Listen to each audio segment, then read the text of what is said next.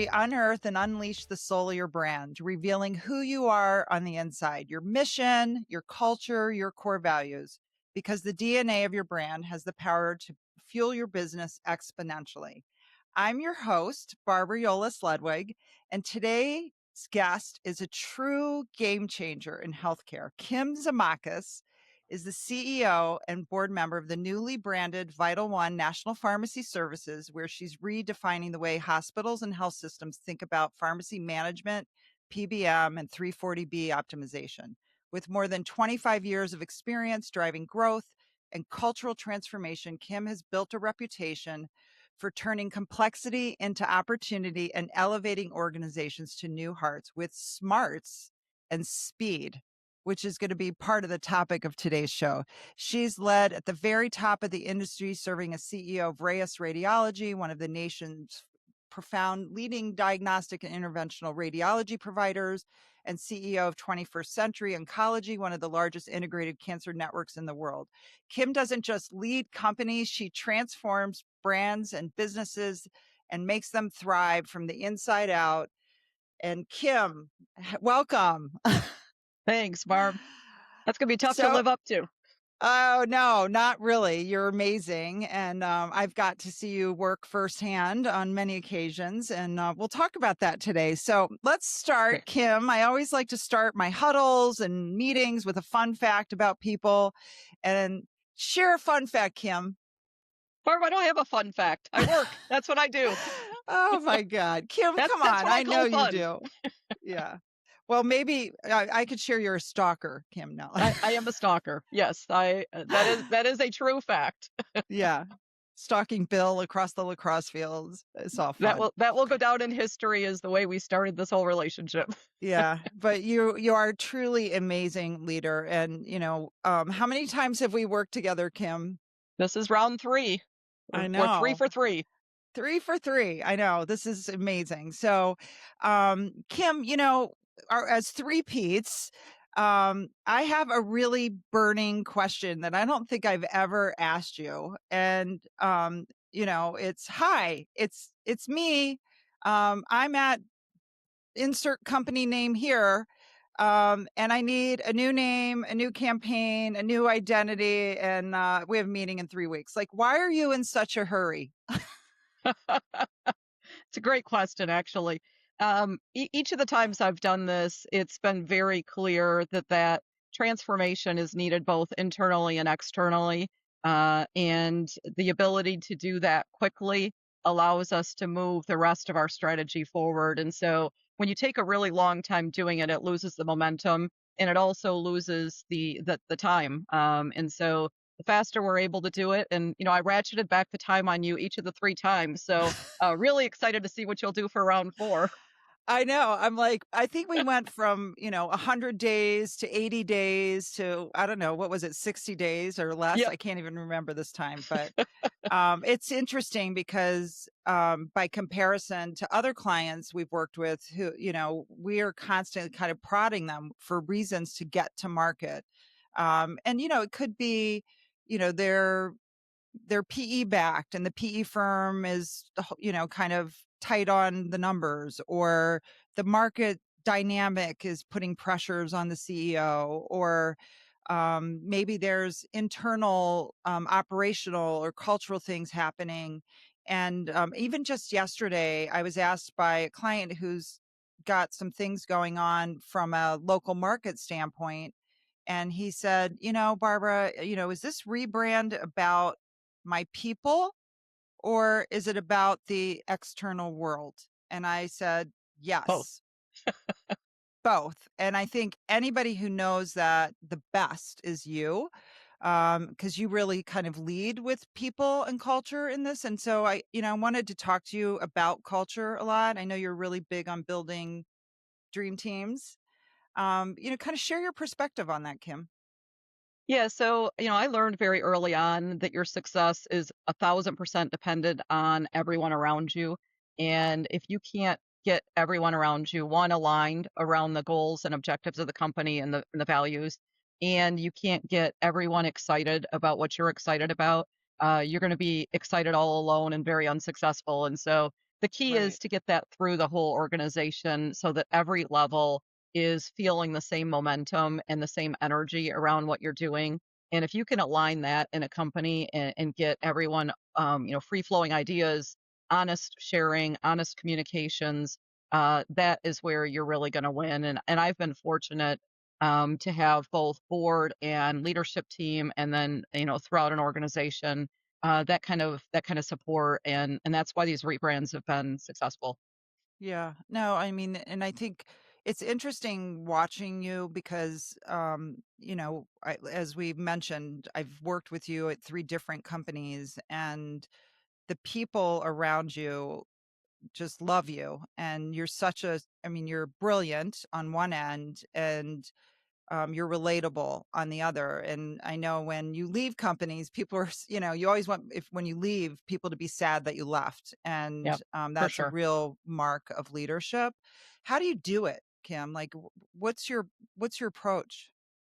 Yeah, so a couple things. One is, I never expect my team to work harder than I'm willing to work, and I've heard a lot about how that really aligns the team together, and the leaders that I have on my teams are the same with their people, and so that I think is one of the key things. And then the other one is just being very open and transparent. I believe that it's really important to be honest with people, to tell them where they are, to tell them where we're going, and to be honest about the challenges that we have. And when you do that, I have seen that the team will rally, and even when things aren't good. As you know, Right. I started out in a company that was 21st century oncology post a bankruptcy, and probably the worst Right. culture I'd ever seen. And we Yeah. brought a team together that just really rallied to turn that around and make it something special.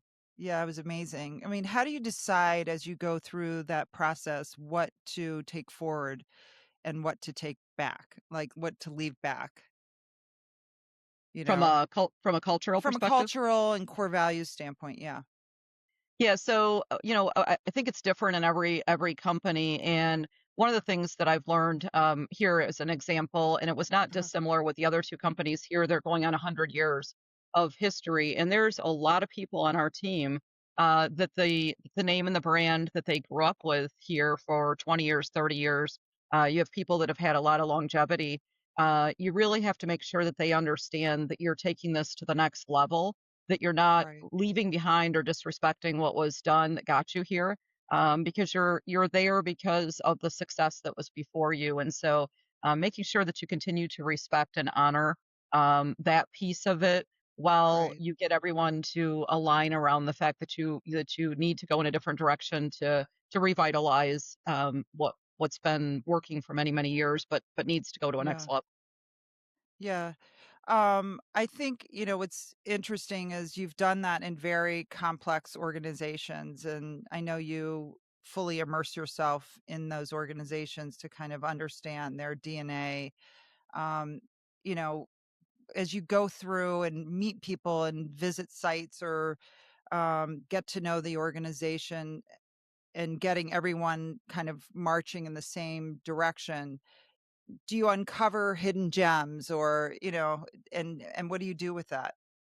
Yeah, great question. And you really do. And sometimes it's the people that you've heard are the most difficult, or the ones that are never going to come along. And Uh-huh. as you spend time with people, there's almost always a reason for that. There's a reason that they're resonant to jump on whatever the current bandwagon is. And so understanding that history that they have and Uh-huh. their perspective just informs a whole lot of other people that probably aren't saying anything but might feel the same.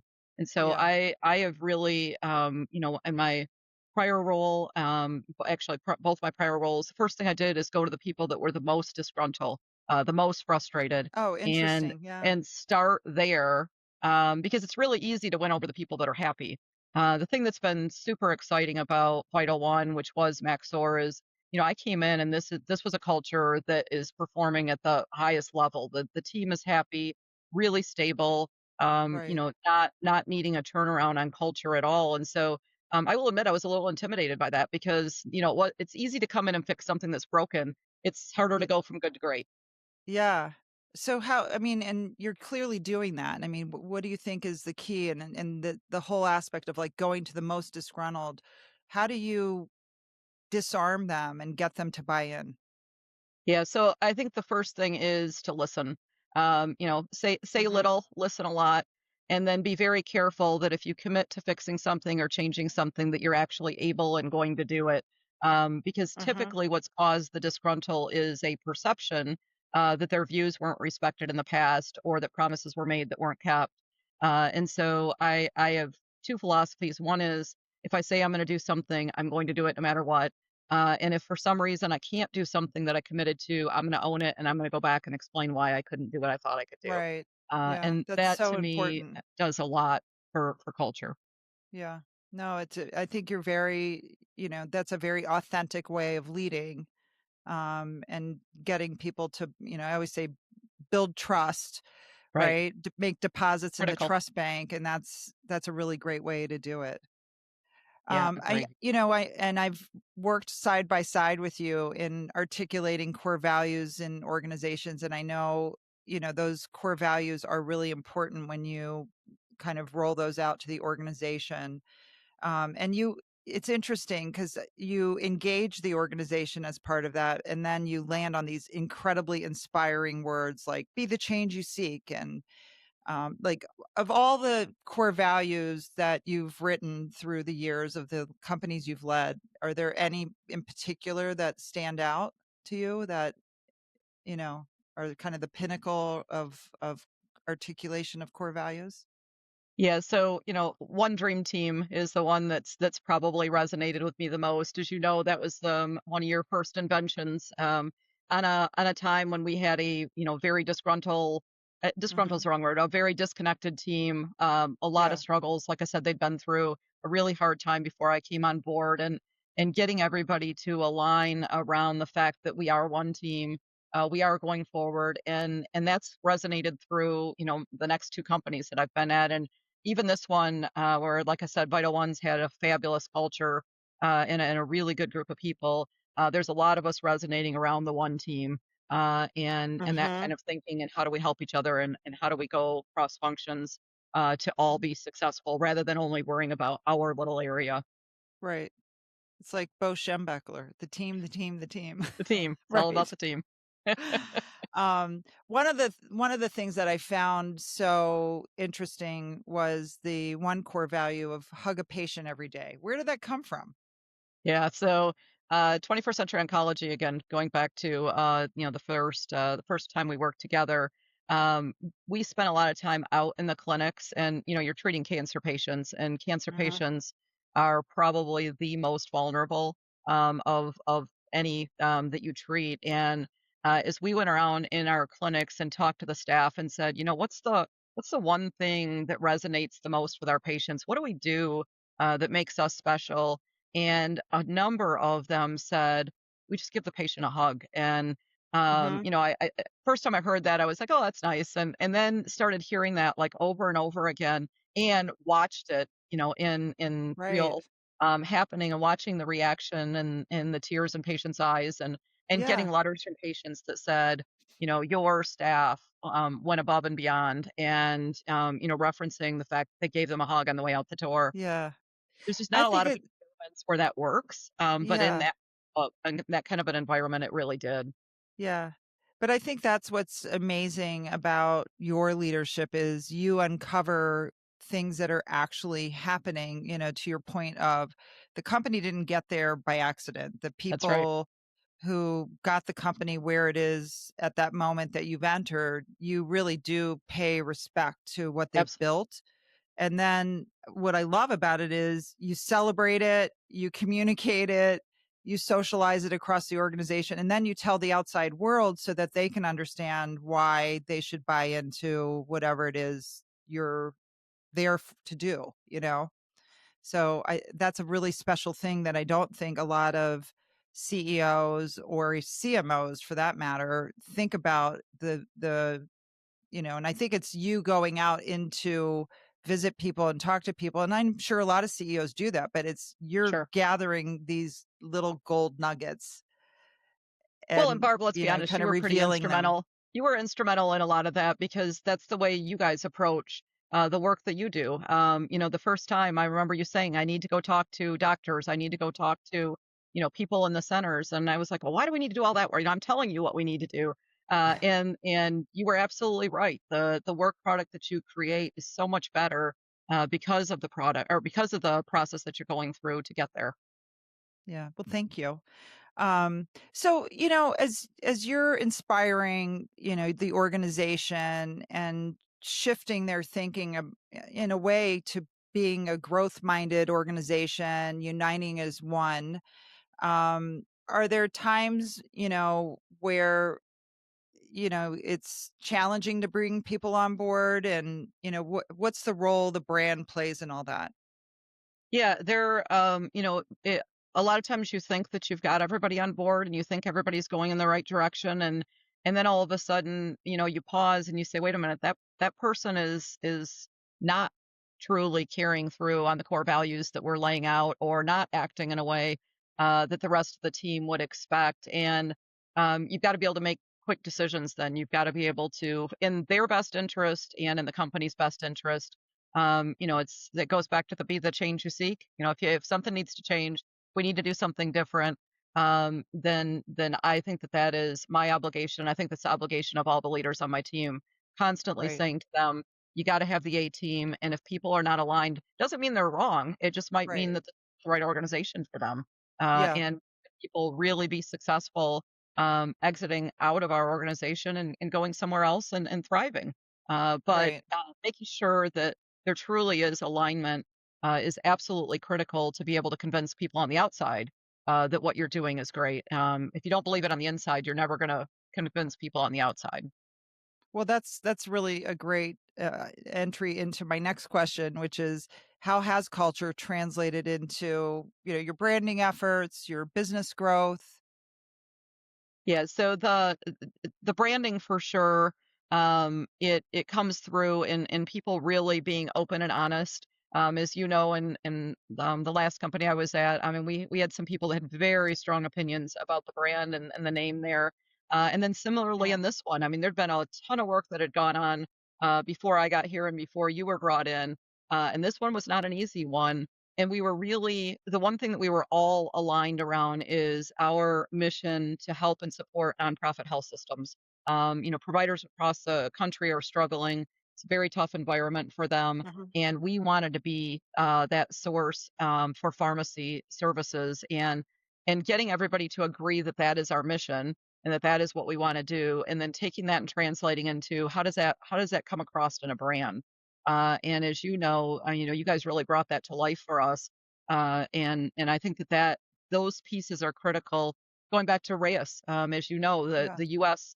Speed skating and other Olympic partners that we had was so critical to us to somehow Right. incorporate that into who we were, and we did. The U.S. and the race was based on that. So, Right. but again, that goes back to you guys really understanding us as a client and what we're trying to achieve, and then making it happen. Because the And person who has and no fun facts also has no creativity.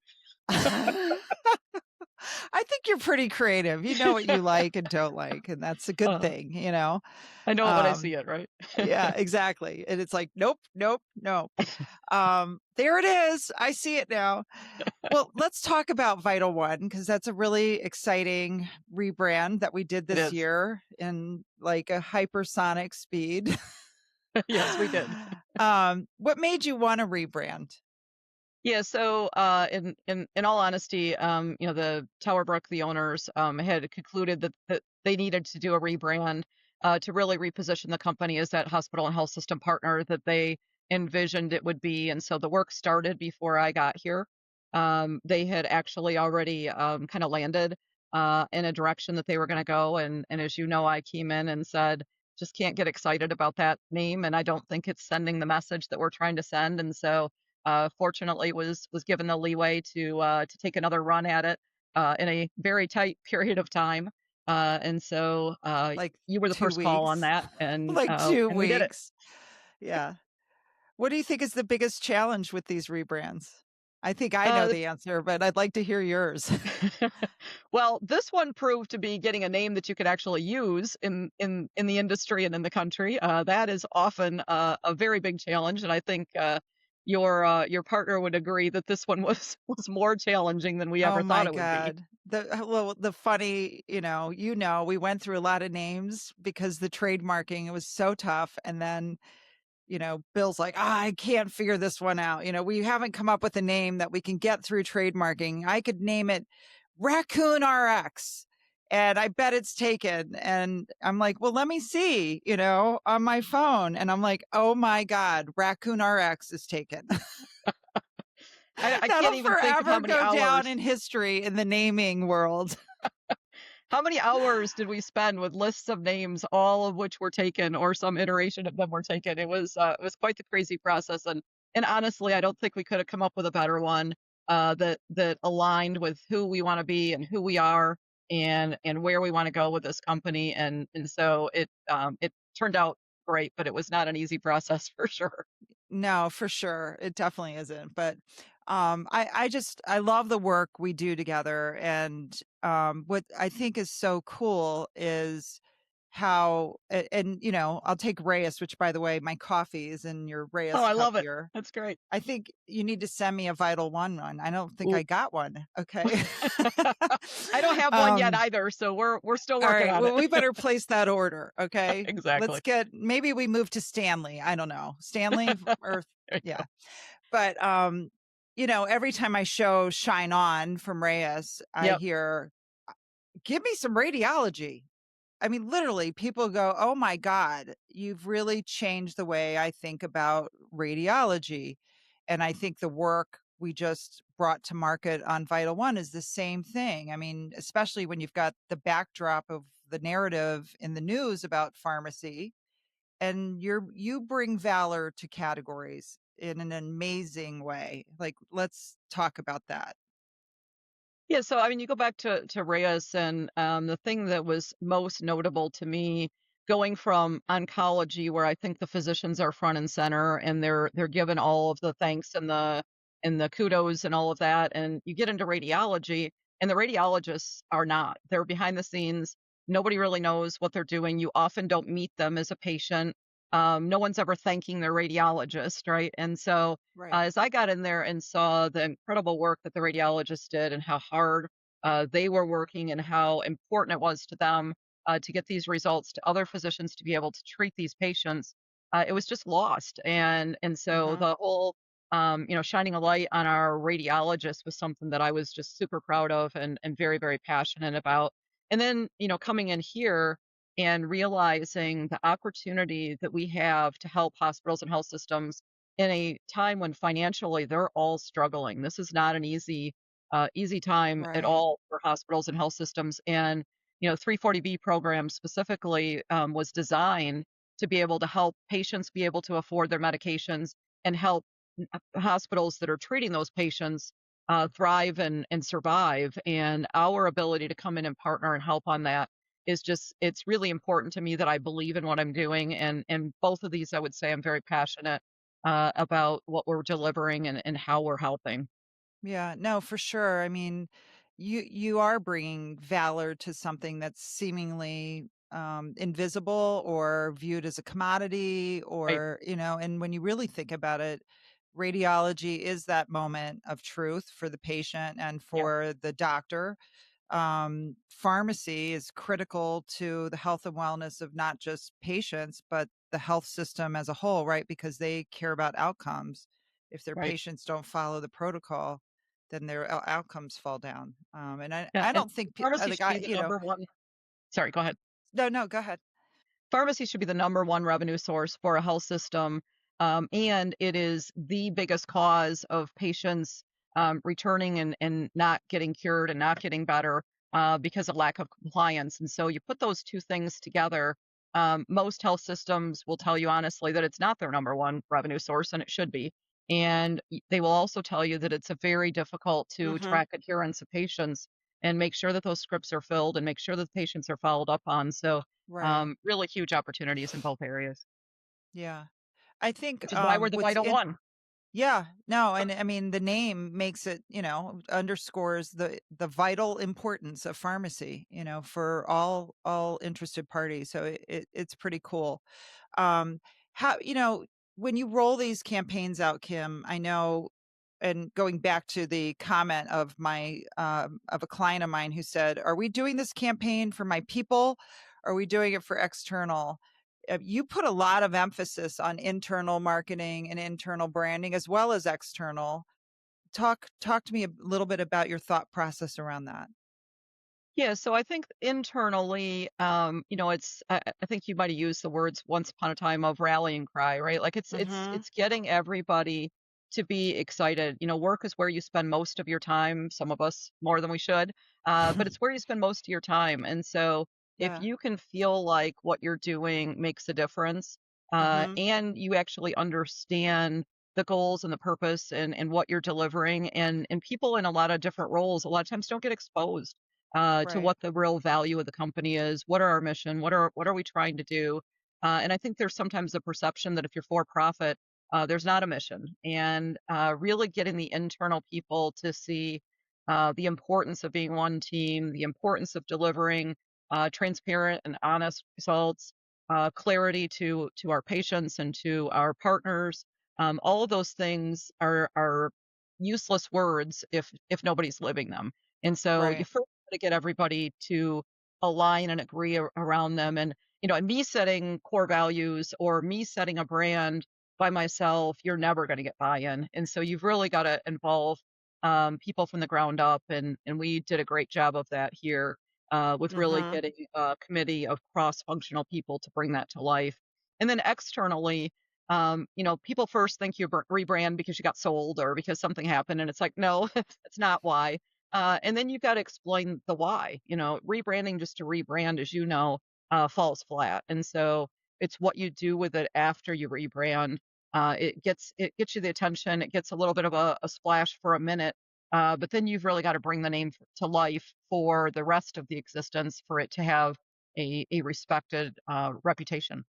Yeah. I really believe that. I think a lot of people think branding and marketing is, make me a cool video or Right. give me a cool logo. And I'm like, yeah, we could do that. But like what we do is so much more because it is about the experience that your people have every single day. It's about the interactions they have with your customers or your partners and how that activates. And it's so much more. I mean, yes, it's, hey, I got to generate leads or I've got to promote my message or my offer or whatever it is, but it's also very much about how do you answer the phone and how do you interact with a patient or, and so Sure. I'd love to hear like where have you seen the greatest impact from the work that we've done together? Yeah, so I would say, kind of across the board, it's been in taking it from just a brand to who we really are, to really getting to this is the company and the culture that we want to be, and this is what we want our partners or our patients or our clients or whoever you may be targeting as an audience. It's what we want them to feel about us, and so that bringing it to life, I think is the most critical part, and you guys have played a instrumental role in that each and every time, we've worked together on it, and so, I that to me is the biggest opportunity. Hmm. Has it translated to business performance? Yeah, it I mean, you're absolutely it CEO, has. you got to deliver. Yes, absolutely. And, again, it's really, as you know, it's really hard to quantify, right? Like people want to quantify, okay, I did this and this client came to us because we rebranded, and that's not how it works. It Yeah. works because you can walk into a room and you can tell your story and the story resonates with them and they understand who you are and what you are and your values. And I think people think that clients don't care about your core values or your mission or why you're doing what you're doing, but they really do. They want to make sure that they're aligning with people that are Hmm. like them and that think like them. And so, being able to take the brand to that level and be able to demonstrate why it matters. As our kind of sub thing was our mission is your mission. Hmm. And that really comes from our job is to carry out your mission as a nonprofit provider. And so it's not that we're adopting their mission, but we're charging ourselves with making sure that they are able to fulfill their mission. And that was just it's a key part of this that other people might kind of overlook. But when we can connect all those dots, when we're explaining why we rebranded. I think it has a lot of meaning to those that are working with us. Yeah, I mean, I think you have so many great examples of the work you've done, either pulling forth, initiatives that existed or creating new ones that help bring the brand's purpose and mission to life so that it drives growth. So, like, I know you're at the beginning stages of VytlOne. We just launched it in Yeah. June. We just, you know, hyper build me an entire new website. And by the way, you only have 8 weeks, and put two of them together in one. Hey, you Um, did it. yeah, we did. um, but but I love seeing how you leverage the brand in your pitching and partner efforts or in HR and your hiring practices, or maybe it's your tech roadmap. How are you starting to see that materialize at Vital One? Yeah, so as you know from working with this team, we just have an incredible team across the board. And so, we got HR leaders that are truly passionate about our team and how they feel about this and making sure that we are gathering input and aligning. And so it goes back to, what I started with it, which is you can't do this by yourself. And if I was the only one that believed in the brand and what we were doing, it would fall flat very, very quickly. And so it's not even me doing it anymore. It's the team has gone off and integrated it from our HR leadership that's absolutely phenomenal at working with the teams on core values. And we just had a meeting yesterday talking more about that. So we're Hmm. continuing it. It wasn't like we rebranded, we're done, we're moving on. Our leadership team that's out meeting with our hospitals and health systems, they're talking about the why. Why are we using our mission as your mission? Why did we rebrand? And so if they again, don't believe in it, aren't aligned with it, they're not gonna go out and share it with others, and so, that's Right. where I see a lot of brands, fail when they do it, they just give lip service to it, then they move on. If you don't integrate it through the whole organization, it's never gonna transform the company. Right. And I know, and I'm sure you're doing it at Vital One as well, but I know at Reyes we did those design thinking sessions of what might shine on look like with each other or with our partners or the patients. And I recall some things that came forward were initiatives that existed, like the Quality Institute. Well, that's an example of shining on, Absolutely. or you created the Shine On Awards, Right. where you recognize people who are living the core values. That's I don't think most CEOs think about that, or companies think about the role the brand plays in all of these various aspects of an organization.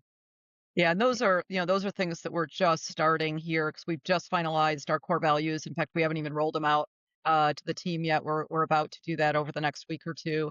Uh-huh. And then the conversations have turned to, and then, how do we bring it to life, across Uh-huh. the company? So very excited to be able to go to that next step here, with such a great team. Yeah. And as you reflect, I mean, back to the question about the impact of the brand, and I know you're at the beginning of a marathon at Vital One, and you get to 13 miles faster than most people do. I think you must run 6-minute miles. Um, Oh, I wish. but if you look, kind of reflect to some of the work you've done through the years, what's kind of the greatest business impact branding has had for you? Is there anything you could share around that? Yeah, so, I would say 2 things. One is it's internal culture. It's internal energy and excitement. And I think people undervalue what that does because to go out and grow a business, you need all whether you have 1,000 employees or 3,000, Mhm. you need all of the help you can get in being able to do that. And every single one of those people touches either your partner or your client or whatever, your patient, whatever you're servicing, they get touched by that. And so if that is not all marching with the same energy, excitement, and speed, you're not. It's not going to translate into results. And so I think that certainly was the first piece of it.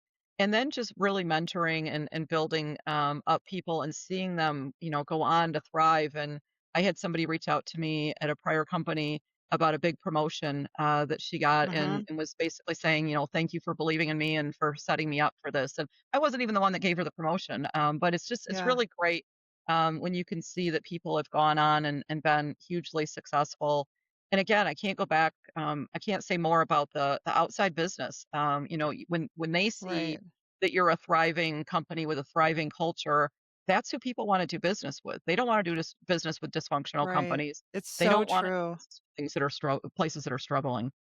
Yeah. No, I always say people don't want to buy something. They want to buy into something. That's right. And Absolutely right. you've proven that out. And it's interesting. I work with a lot of CEOs, and many are very focused on, our revenue goals and all that, all the kind of the math KPIs, which I know those are important. And I know you have a very intentional plan when you're taking on an organization, but, um, the importance and the prioritization of people and culture is remarkable. And you're a new CEO, relatively new. It's like a new chapter in your life. Was that scary, becoming a CEO?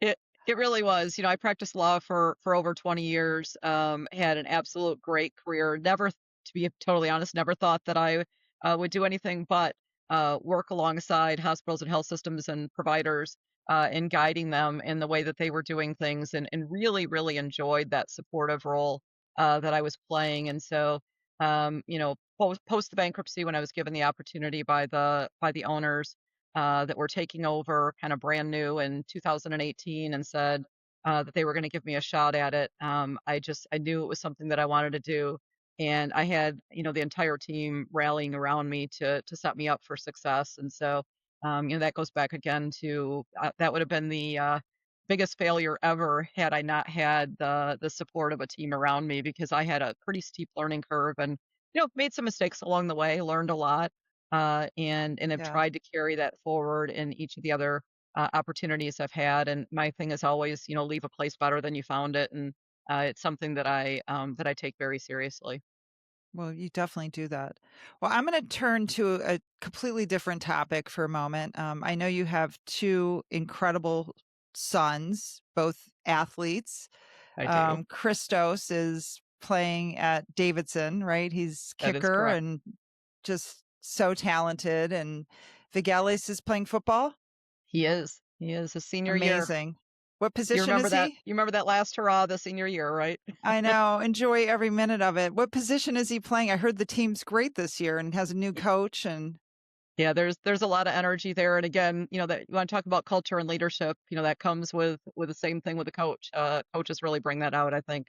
Yeah, but he's tight end and a long snapper, and he's doing a fantastic job. So very proud of both of them. And back to the yeah. fun fact, maybe that should have been my fun fact. I have two highly talented athletes without a zero ability to do anything athletic if I tried. You know what? I'm like, where did that come from? Nor does my Well, husband, so we really don't know where it came from. well, the question I wanted to ask you was, I bet you have a lot of laundry, and I want to know what laundry detergent you use. Tide, Tide. Tide. Well, the reason I asked is I wanted to introduce you to Truly Free Home. Truly Are you Free doing a sales is pitch here on me? this is a commercial break. It's kind of like Vitamita Vegemin. I got it. Um, I got it. so actually, the founder is in Traverse City. It's a company that exists to protect families from toxic chemicals and empowering them to make decisions that help bring products in their homes that is good for them. It's truly eco-friendly, non-toxic household cleaning products. In fact, I've become a Truly Free Home. And what's amazing, Kim, is this bottle comes empty, and then you get these packets Oh, I love because a it. lot of the cost of shipping Yep. is water. So you pour the packet in, you add water, and you shake it, and it smells really good. It cleans really well. They've got dishwasher soap, You really are doing a full-on commercial. This is even more than a 30-second commercial. toilet bowl cleaner, and the list goes on. So truly free. If you'd like I to, will have to give it a try. yes, I would. It's plant-based, and their mission is to help I love it. people maintain clean, healthy spaces. Go to trulyfree.com. I will. Thank you. That's awesome. Well, so before we wrap, I just wanted to say, what are you most excited about in the coming year or two with VytlOne's new launch? Yeah, I am most excited about our ability to really transform pharmacy services for healthcare providers. I think that there's really a great need there. I think it's an underlooked opportunity. It's an underlooked revenue source, and it's an underlooked value to patients and communities. And so, our ability to really become the leader in that space, we've got great momentum right now. We've had tons of success. We've got great clients. But really taking that from good to great is something that I'm super excited about. Yeah, that's amazing. And I have to ask, I don't normally ask this question, but because we have Uh-oh. history, um, you know, talk about Ludwig Plus, how many times have you hired us? Why did you hire us? Yeah. So, I've hired you 3 times. I think the first time I hired you, it was barely even Ludwig Plus at that point, right? It was definitely the start of the business, and, the reason I did is I obviously had the advantage of knowing you through your wonderful sons, and getting to know Bill, and in just the time that we spent together, your creative abilities, your ability to drive results, your ambition, was something that I always admired, and let's be honest, I mean, Bill is a icon in the space of creative branding, and so, as I was thinking about, I've got one shot to do this, the first time around, and, first time CEO, you don't get a chance to make a lot of mistakes, and so, I knew that without a doubt, the 2 of you would deliver, and then just watching the team that you've built has just been absolutely incredible. I mean, you've got a great group of people, they're all, Thanks. we wanna talk about following the leaders there. They're definitely doing that, and they deliver high quality results. And if anybody ever doesn't, you guys are right there and the first ones to jump in. And as people have talked to me about you through the years, it's always, hey, but do you really get the attention of Barberville, or do does Barb really stay engaged? And I don't know how you do it because the answer is yes on every single client you have, which I think is something that is very unique and sets you guys apart. Well, Kim, thank you so much for My pleasure. being such an amazing friend, an amazing client, and being our inaugural client. You were the absolutely first client that helped us birth Ludwig Plus. And you're just so fun to work with. I love the fact that you like to move fast, and it's not fast for speed's sake, but it's intelligent velocity that makes a true impact in people's lives, both within your organization and to the outside world, and really rewrites the narrative of it. You've rewritten the narrative of entire industries. So, you're a great reminder that true leadership is about seeing the possibility and what people can bring to the equation and acting with that courage, clarity, and speed. And your work on VytlOne again is proof that that vision, kind of meets purpose and execution across entire industries. So I just want to say thank you so much for being such a great partner and reshaping the role pharmacy is going to play right now in the industry. I can't wait to see how you and your team bring VytlOne to life. And for those of you watching, you should definitely learn more at VytlOne.com. It's an amazing organization. Thanks, Kim, so much. Thank you, Barb.